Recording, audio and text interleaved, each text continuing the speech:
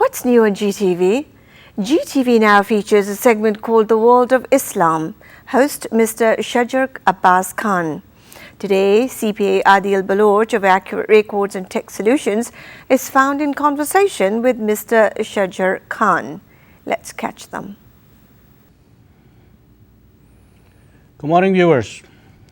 This is your host, Adil Baloch. I'm a certified public accountant and a certified tax resolution specialist with my business name as Accurate Records and Tax Services in Montgomery County, Maryland. We have a new face on GTV. As you know, that this is what's new on a GTV segment. I have with me, you probably have already seen him on GTV, but it is time to formally introduce you to him. Shajar Abbas Khan, he is the host of World of Islam. He is here and he is going to talk about what he has done other than what you see of him now these days prior to this. And then he's also going to share with us what his program is all about and what is it that he's trying to convey by doing this program. So first of all, Shajar, thank you very much. Welcome to GTV. We're really happy and very excited to have you on board. One thing I want to mention to the viewers before we get started and I give to you, Shajar flies in from Bakersfield, California to do these programs. So we are really happy and we are really lucky to have that kind of dedication and commitment from somebody that is being extended to our program. So thank you very much once again for that one. My pleasure. Without further ado, I'm sorry I've taken a lot of time introducing you, but you deserve it anyways. Let's just get started. Let's get right to the point. I know you have done some other work outside, obviously, of GTV. You just recently started with GTV, but you have done some other things prior to this. Why don't we start with that and then we take it from there? Sure. I think if we go back a little ways, I went to a military school and was part of a debating team. I was in the Naval Academy. I used to represent Navy in debates and doing shows at that time for the Navy. When I came to U.S., I was living in Miami, there was a need for somebody to host a radio show for the Indian Pakistani community. So they approached me and I started to host this show on the channel WDNA 96.5. We used to do that in Miami. And it was a great outreach program for the Pakistani Indian community to kind of get hold of everybody and bring in some music, and we used to do request shows. So that was my introduction in US to some of the people here. And then they used to do yearly shows, and I would end up hosting some of those shows. So that's how I got started in the, I guess, showbiz world in US, and ended up continuing that at different stages. And I have been lucky enough to live in different parts of US. I've lived in California for a long time. I went to school in Santa Barbara. I went to UCSB. And then we continued to move around in New Jersey, Maryland, lived here, then ended up going back to California. So I've had the pleasure of doing some shows, hosting some shows, doing some radio, and even had a couple of promos on TV also. So felt very comfortable with this. I've been very lucky that I've had the opportunity to come back to do a show on Global TV, and this has been a privilege and my pleasure to come out and join this. This is a very exciting show, and we wanted to go ahead when the subject matter was approached about doing a show on the world of Islam. The emphasis was that this is not a theological show. Our goal here was to bring a message, bring in some clarity, bring in some more information about the world of Islam, not necessarily on the theology of Islam, but more on the culture, the social aspects, and some of the contributions of Muslims around the world towards different fields, whether it be sciences, whether it be jurisprudence, if it was cultural, architecture. Those are the subjects we wanted to go ahead approach and bring in this perspective, because again, there has been a lot of misinformation. There's been some misunderstanding about the world. So we wanted to go ahead, bring clarity and give the kids basically growing up in this multicultural society to not only be part of the local society, but also be proud of their heritage, talk about the accomplishments, and feel that they are not singled out as a marginalized society, but being proud of the heritage and also contribute to the local society, because there is a rich history of Muslims who have contributed to such a vast variety of fields. And we wanted to make sure that we bring that to the forefront and help eliminate some of the confusion around this. And so basically what we're talking about is knowledge. We're talking about education. So it could be such that a very diversified set of audiences is being addressed here. It could be for anyone from any background, any religion, anyone who's interested in understanding, gaining knowledge, educating themselves, learning different aspects, and so on and so forth. Right. So is there a way, if anyone is interested in coming to your show, if they feel that they're comfortable enough in joining your program? Is it is it open invitation, or how do you go about doing these things? We do a little research on specific subjects, and at the end of each show we give out our email address also. Okay. People can contact that and let us know if they've got something that they want to contribute.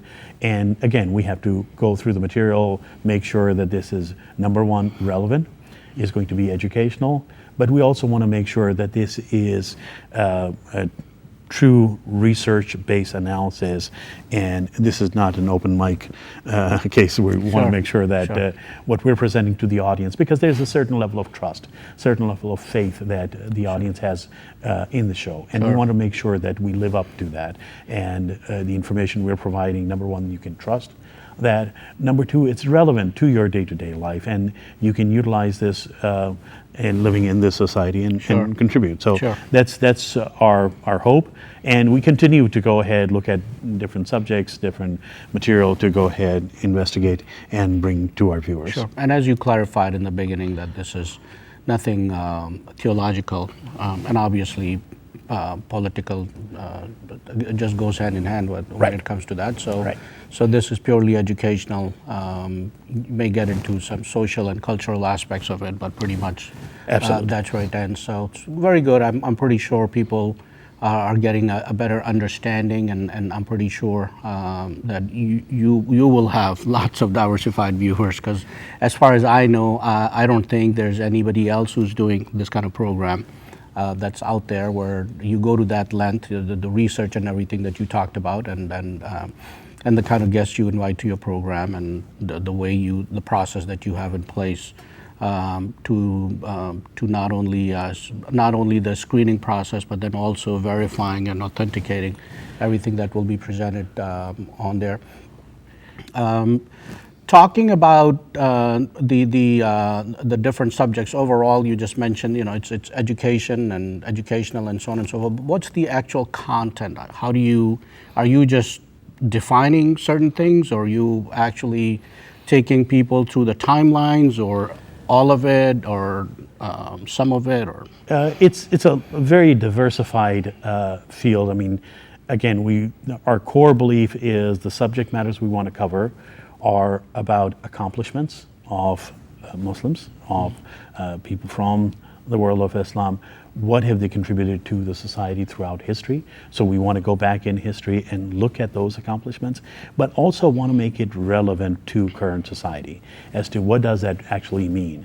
We also want to have a study of what were the successes, what were the failures, and if we can find out the reasons for their success and reasons for failures, because as we all know, history repeats itself. Same things that we are coming across today, different eras have gone through that, and we want to make sure that we learn from that and expose the children who are not exposed in their day-to-day educational material. It's not very available unless somebody really goes out of their way to do the research. This is not what they see on television. This is not what they hear in school books. And again, we don't want to go ahead take you away from that. This is just an enhancement to your current education system. So everything you're learning in school is very useful, very important, but we also want to bring you material from a different perspective, not trying to conflict anything here. No, absolutely. This is just an enhancement because education system can only cover so much. Sure. And that's why you have core curriculum that is addressed by, set up by federal and state systems, and, a certain amount of material can be covered.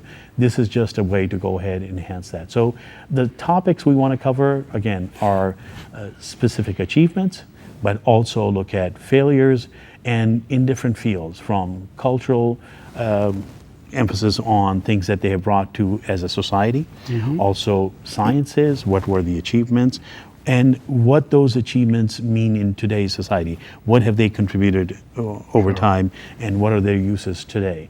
And then we also want to look at a broader perspective from architecture. We'll be talking about what they've done in Grenada and different histories from Muslims who, when they ruled India, Taj Mahal, one of the wonders of the world, which a lot of people, when they think of India, all they think of is this is an Indian piece that might not have anything to do with Muslims. But again, we're a very large population and have contributed in different parts. So those are the kinds of subjects we want to bring out and make sure people understand. Good, very good. So education basically is the basic theme here. Yes. That's the driving force behind the whole thing, and education through research and learning. So you teach yourself first before you teach others. Very good point. Obviously, with the Googles and the Yahoos out there these days, it certainly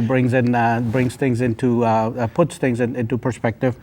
If somebody takes the time and actually present it in a more benign fashion, right, as opposed to making it look white or black or blue or green or whatever the person's preference is. Right. I mean, we all look through our colored lenses and we go ahead see what we want to see. But that also reminds me that in today's world, where the information is so readily available, and unfortunately, it's sometimes tough to sift out the misinformation that exists also, because as a lot of young kids see today, that if it's on the internet, it must be true, and that's not necessarily true. And this reminds me of a physician friend of mine who's an internist, and he said, as much as it's great to have Google and other search engines that provide so much information, it's a curse also, because he says he gets patients who read some things on the web and now suddenly think they're the experts. Correct. And so they come in with armed material to him. That's right. And he has to debunk some of these things that,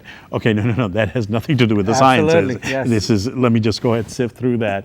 And again, it gives a lot of information, but that could be misinformation also. And that's our goal here, that we go through the information, we sift through some the items, validate that, make sure that we bring in people who are experts in the field and can give you information that is relevant and will be useful. Sure.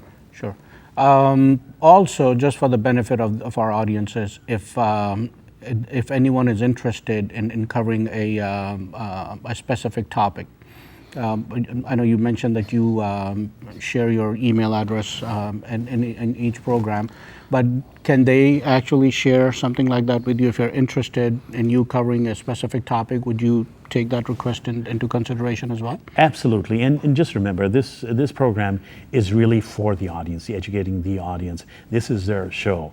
We're here a conduit. We're just here as a service provider. We're helping you with the information, but it really is the audience's show. So if there are specific pieces that they want to cover, even if they want to request us to go and search for a specific field, it might not be right away, but we'll definitely take that into account, and we'll go and do the research and make sure that we get you information that's reliable and relevant. So that is our goal, to make sure that the audience owns the show. They're able to go ahead, relate to it, and they drive the content. I mean, we have in the broad perspective, we have the content defined, but we also want to go ahead, get people's perspective on that, and find out, do the research, and get back to them. Very good, very good. That was very helpful in understanding not only the basic concept, the objective, but also the content, specific content that you will be covering in the program. I'm pretty sure our audiences will benefit from it. I know I will. Good luck to you with the program. Good luck to your co-host, Shoaib Yahya, on that program as well. Yes. I wish you and him best of luck. Welcome to GTV. Folks, as Shajar mentioned, if you are interested in anything, any feedback to the program, he shares his contact information. Thank you very much for joining us. Thank you so much. Really appreciate it. And thank you to the Global Television family. We feel very welcome, and we're looking forward to doing a very productive show. Thank you.